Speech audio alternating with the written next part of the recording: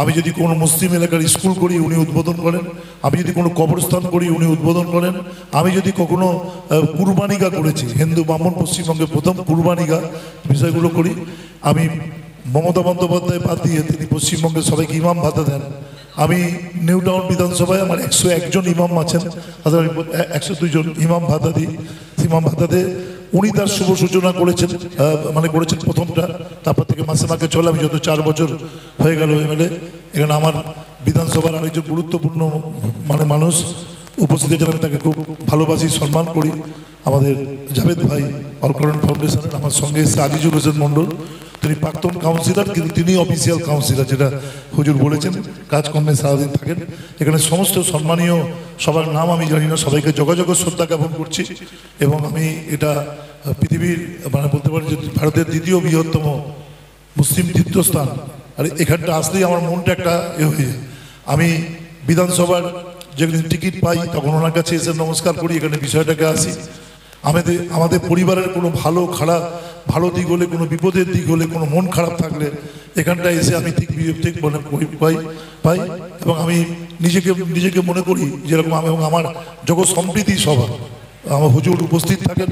আমার অনেকগুলো উন্নয়নের কাজ, এমনকি আমার কালী পুজোতে প্রতিমা দর্শন ছাড়া আমি যে সামাজিক একটা দিন করি, যেখানে সমাজ থাকে, মানে আমার স্কুল থেকে ও আছেন কেরালা মডেল স্কুল, পশ্চিম এলাকার স্কুলকে হিন্দু কালী পুজো অর্থ দিচ্ছে। এরকম একটি অনুষ্ঠানগুলোতে হুজুর উপস্থিত থাকেন মাননীয় মন্ত্রীদের সঙ্গে। হুজুর আমাকে বলেছিলেন যে দেখো আমি কিন্তু প্রতিমার ভিতর যাবো না, আমি প্রতিমা থেকে অনেক দূরে একটি অনুষ্ঠান হয় যেখানে আপনাকে আসতে হবে। আমার ওনার অনুষ্ঠান উনি না গেলে আমাদের মন খারাপ হয়ে যায়। আমি একটা অনুষ্ঠানে উনি শারীরিক কারণে যেতে পারেনি, আমার 2000 বোতল রক্তদান।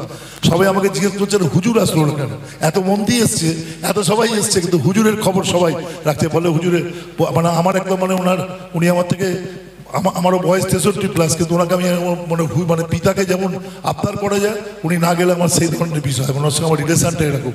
আজকে উনি আমাদের ডেকেছেন এবং এটা একটা 18 বছর ধরে ক্লাব প্রতিযোগিতা হচ্ছে, এটা সুন্দরভাবে বিষয়টাকে আছে।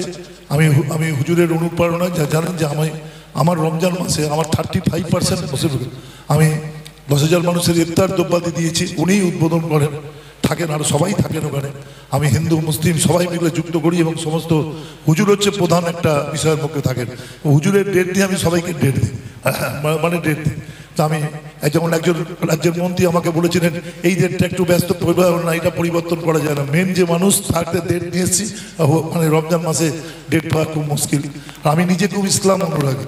রমজান মানে আমার তো আপনাদের প্রতি হিংসা হয় যে আমার কেন রমজান নেই। আমি ইচ্ছে করে জোর করে রমজান পালন করি, একদিন রোজা করি, একদিন ঈদের সময় নামাজ পড়ি। মানে বলতে পারেন রমজান এমন একটা পৃথিবীতে ধারণা, মানে প্রথমত হচ্ছে দেখুন ইসলামের অর্থনীতি সারা পৃথিবীর। আজকে অর্থনীতি নিয়ে একে নিয়ে অনেক কথাবার্তা বললাম। ইসলামের অর্থনীতি এত প্রাচীন, তার কন্ট্রিবিউশন আজকের দিনেও দাঁড়িয়ে সত্য। বিজ্ঞান প্রযুক্তির অগ্রগতির যুগে এটা সত্য। আপনি যে আয় করবেন একটা অংশ আপনাকে মানুষের জন্য দিতে হবে। সাম্যের যে অধিকার সেটা আমি দেখেছি। আমি যখন রাজনীতিতে পা দেওয়ার সময় কলেজে পড়তে গেছিলাম, আমি একজন পড়াশোনায় ভালো রামকৃষ্ণ মিশন থেকে ছাত্র, আর বাবা চাইতেন না যে আমি রাজনীতিতে অংশগ্রহণ করি। কেউ একজন আমার মাথাটা দিয়ে খেলেন যে সাম্য।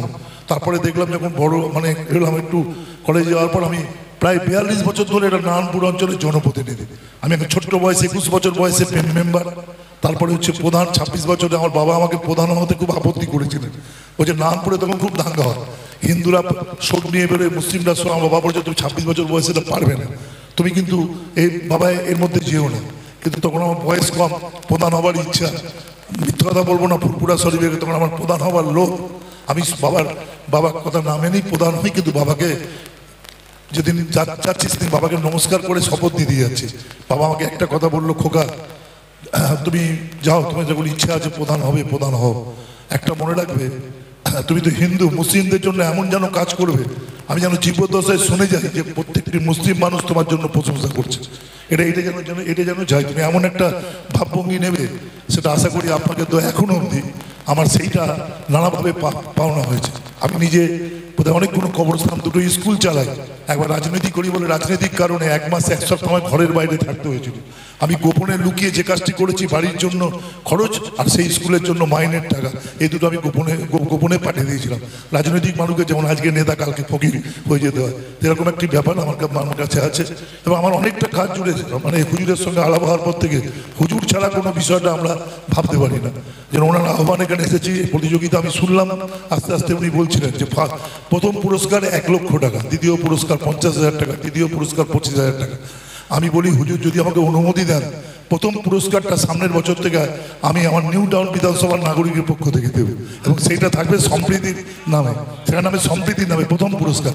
কারণ আমি ওনার থেকেই আমি আমার সামনে মানে রয়েছেন আরেকজন আমি খুব শ্রদ্ধা করি, আমার অল কল্যাণ ফাউন্ডেশনের রয়েছেন উনি, ও মানে উনি বলতে পারবে আমি রমজান মাসে আমাদের ওখানে যে প্রতিযোগিতাগুলো হয়, ক্রীড়া প্রতিযোগিতা ইত্যাদি, প্রত্যেক প্রতিযোগীকে ছোট ছোট করে হয়, আমি 10,000 টাকা করে পুরস্কারের জন্য তাদের দিই। এই কারণে দিই গজল ইত্যাদি, এগুলো হচ্ছে আমাদের কাছে বিষয়। আমি বিশ্বাস রাখি প্রকৃত ধর্মীয় বিষয়গুলো ঠিক মতো করে বিষয়গুলো হলে তবে সেটা একটা মানে বড় স্থান আমাদের সামনে নিতে পারে। এবং আজকে আমাদের বিষয়টাকে আছে, আমি মনে করি মানে যে আমি নিজে নবী দিবস পালন করি, আমি নিজে রামকৃষ্ণ মিশনের ছাত্র স্বামীজি দিবস পালন করি।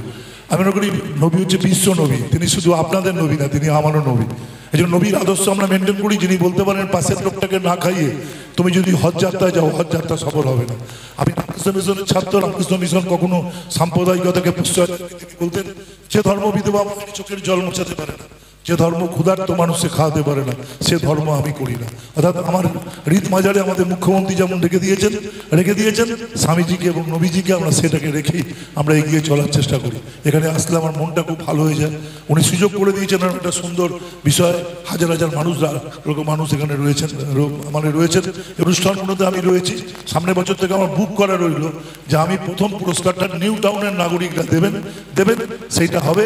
সেই পুরস্কারটার নাম যদি না থাকেন, ওটা হবে প্রথম যে হবে ভারতবর্ষের বিভিন্ন প্রান্ত থেকে যারা আসবে সম্প্রীতি পুরস্কার, তাপস চ্যাটার্জি সম্প্রীতির প্রতীক। এবং আমি জানি না, আমি শুনেছি আমি খুব সরল মানুষ, দেখুন কি বিতর্ক হবে আমি জানি না, কিন্তু আমি জানি নাকি আপনারা বিশ্বাস করেন যে অপর জন্ম হয় না।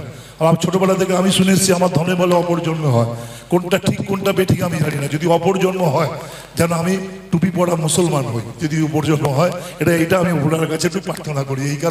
এই কারণে এটা অন্য কিছু বিষয়ের জন্য না। জীবনে আমি ইসলামী মানুষের কাছে যা পেয়েছি এটা আমি কারোর কাছ থেকে পাইনি। আবেগীময় মানুষ, এই মানুষগুলোর মধ্যে একটা বিষয়টা আছেন। এবং আমি ছোটবেলাতে আমার এক মাস্টার ছিলেন, তিনি অত্যন্ত ধর্মনিরপেক্ষ মানুষ, তিনি আমাকে শিখিয়েছিলেন, বাবা শোন, একটা মনে রাখবি, ভালো করে জানবি, সব থেকে গরিব হয় মুসলমানরা, আর সব থেকে গরিব হয় হিন্দু মানুষের মধ্যে শিডিউল কাস্টরা। যে কোনো সর্দার পাড়ায় যাবি দেখবি টালির বাড়ি পাবি, আর যে কোনো মুসলমান পাড়ায় যাবি যেখানে সেখানে টালির বাড়ি পাবি। মনে রাখবি, এই টালির বাড়ি উচ্ছেদের ক্ষেত্রে একটা চেষ্টা করবি, হিন্দু মুসলমান বাদ দিয়ে বিষয়টাকে রাখবি, দরদ দিয়ে রাখবি, ধর্ম দিয়ে রাখবি। তো দিয়ে একটা ধর্মকে বিষয়গুলো করবি না, দারিদ্রতা কখনো ধর্মকে বিষয়গুলো করে না। এই জন্য তো আমি নিজে ছোট্ট করে, হুজুরের মধ্যে এত ক্যাপাসিটি আমার নেই ফাউন্ডেশন, আমি 28 জন মানুষকে রেগুলার খাওয়াই, 1 বছর হয়ে গেল। সেই 28 জন মানুষের মধ্যে 3 জন মুসলিম মানুষ আছেন। তো ওরা দেখছি এবছর করার সময় দেখছি রমজান মাসে ওরা খাবারটা তো খেতে পারে না, আমরা তখন ওই ক্লাব থেকে সব হিন্দু ক্লাব ঠিক করা হলো রমজান মাসে ওদেরকে ভাত দেওয়া হবে না, ওদেরকে ফল খাবার ইত্যাদি দেওয়া হবে। এভাবে আমরা চলছি, সুখে জীবনযাপন আছি, আল্লাহর কাছে দোয়া চাই, জীবনে যতদিন থাকবো শুধু একটাই আমার শখ, যেদিন আমি ইন্তেকাল করব যেন আমার বডি ওখান থেকে বের করতে, যেন 6 ঘন্টা, যে আমাকে দেখতেও পারে না সে একটু দেখতে গিয়ে দেখবে 10 ঘন্টার আগে বডি বের করতে পারবে না। স্কুলে কলেজে 11 সাইডের মাঠে নিতে নিতে ক্লান্ত হয়ে যাবে, আর যে মানুষ আসতে পারবে না চোখে জল ফেলে বলবে লোকটা ভালো ছিল। এটাই আমার শখ, অন্য কোনো শখ না। আমি নিজে এক সময় রাজা, এক সময় প্রজা। আমার ব্যাগে যদি দেখেন সিবিআই আমাকে অ্যারেস্ট করে নিতে পারেন, 10 লক্ষ টাকাও পাবেন। আবার এক সময় আমার ব্যাগে দেখবেন 0 টাকাও নেই, 5,000 টাকা শাড়ি দিতে গিয়ে আমাকে দ্বিতীয়বার ভাবতে হয়, আমার মেয়েকে ফোন করে তোমার কাছে 5,000 টাকা আছে, 2 দিনের জন্য আমাকে দাও না। কারণ আমি নিজে মনে করি সরকারি প্রথা ছাড়া নিজে একজন উদ্যোগী হতে হবে, এটা আমি হুজুরের কাছ থেকেই শিখেছি। এই জন্য তো আমার বিধানসভাতে একটি মেয়ের বিয়ে হবে একটা বেনারসি শাড়ি 5,000 টাকা। আমার এখানে দাঁড়িয়ে কেউ মারা যাবে, বিশেষ করে এটা মুসলিমদের ক্ষেত্রে হয় না, বেশিরভাগ ক্ষেত্রে যদি কেউ মারা যায় অ্যাক্সিডেন্টের ক্ষেত্রে ক্ষেত্রে হিন্দুদের ক্ষেত্রে এই যে আমি হুজুরের ওখানে বসে আছি, হুজুর ঢোকার আগে যে ফোনটা আমি করলাম সেটা হচ্ছে একজন মারা গেছে, ডাক্তারি সার্টিফিকেট জোগাড় করে দিতে হবে। এটা করে দেখুন, আমি খুব পাই। আল্লাহকে নামাজ পড়লে যেমন আপনার তৃপ্তি পান, আমি হিন্দু মানুষ ভগবানকে ফুল দিয়েছিলাম তৃপ্তি হয়, এই কাজটা করে আমার খুব মানসিক তৃপ্তি হয়। একটা পীর দরবারে এরকম একটা পবিত্র জায়গাতে আমি এসেছি। আমার গুরুদেব হুজুর তোয়া সিদ্দিকী, তিনি আমাকে সবসময় দোয়া করেন। আমি আশীর্বাদ করবো যেন যে যতই অপপ্রচার করার চেষ্টা করুন না কেন, আমি যেন আপনাদের সেবা করতে পারি, মানে একজন মানুষকে যেন বলতে পারে বিষয়টাকে রেখে এখানে করা। আমাকে একবার রায়গাছি, আমাদের খুব মুসলিম অঞ্চল, সেখানে একজন হুজুর আমাদের সে একটা আমাকে এতে দেখেছিল যে 2 ঘন্টা ধরে অনুষ্ঠান হচ্ছে, আমাকে সেই পেয়ারে বসিয়ে দিয়েছে। তো পেয়ারে বসিয়ে দিয়েছে, তা আমি তো সব ভাষা বুঝছি না, কিন্তু ওনাদের সঙ্গে বসে আছি। লাস্ট লাইনটা ওনারা যা বলছেন আমি সেটাই বলছি। আমাকে সাংবাদিক জিজ্ঞেস করলো যে আপনি কি করলেন এই 2 ঘন্টা ধরে, আপনি কি বললেন ওদের সঙ্গে? আমি তখন সব তো বুঝলাম না। লাস্টটা যে ওরা বলছে, লাস্ট লাইনটা যেটা বলেছে সেটা আমি ওদের সঙ্গে সুর দিয়ে বলেছি, কেননা ওরা মঙ্গলের জন্য বলছে, সবার বিষয় করার জন্য বলছে। আপনাদের সবার মঙ্গল হোক, সর্বধর্মের আলোচনা হচ্ছে। হুজুরের যে বিষয়, হুজুর হচ্ছে আমাদের রাজ্যের সাম্প্রদায়িক সম্প্রীতির প্রতীক। হুজুর যেভাবে মানুষগুলোকে জানবে, হুজুর একদম যেভাবে বক্তব্য রাখে, আমি একটা অনুষ্ঠান করি, মাধ্যমিক শিক্ষাতে শিক্ষাসেবী রাজ্যের প্রথম করি। হুজুর ওখানে যে বক্তব্য রাখে, একদিন তো গিয়ে ভালো এই রে হুজুর বোধহয় বিতর্ক শুরু করে দিল, গিয়ে বলছে হিন্দু আর মুসলমানের মধ্যে লড়াই থাকা উচিত। আরে হিরে কেলেঙ্কারি করেছে, আমাকে পাঠিয়ে লাল কার্ড দেখিয়ে দেয় হুজুর। তারপরে হুজুর যখন ব্যাখ্যা দিল, বলে কি কিসের কম্পিটিশন? বলে হিন্দুরা লেখাপড়া এগোবে, মুসলমানরাও লেখাপড়া এগোবে, এই কম্পিটিশন থাকা উচিত। এত সুন্দর বললেন না। প্রথমে আমরা 2-1 ছিল কাউন্সিলর, আমাকে মারছে যে রে হুজুর বোধহয় বলছে কি বলবে। তারপরে হুজুর যখন পুরো ব্যাপারটা বললেন, হুজুর এত ভালো বক্তা, হুজুর এত সুন্দরভাবে রাখেন, সবটা আমাদের কাছে অনুপ্রেরণা।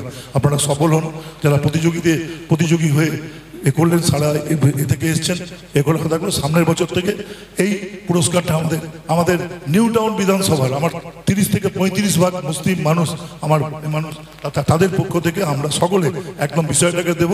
এবং হুজুরকে এই টাকাটা আমি দিয়ে দেবো খুব অ্যাডভান্স, কেন অ্যাডভান্স কালী পুজোর সময় যখন যাবে, তখন আমার ওখান থেকে হুজুরের হাতে 1 লক্ষ টাকা দিয়ে বলাবে, হুজুর ওই যে আপনার যে ক্রীড়া প্রতিযোগিতায় ফার্স্ট পুরস্কারটা রাজারহাট নিউ টাউনের মানুষের জন্য আমি অ্যাডভান্স করে রাখলাম, আর এর মধ্যে কেউ ঢুকে না পড়ে। সবাই ভালো থাকবেন, নমস্কার, আসসালামু আলাইকুম, খোদা হাফেজ।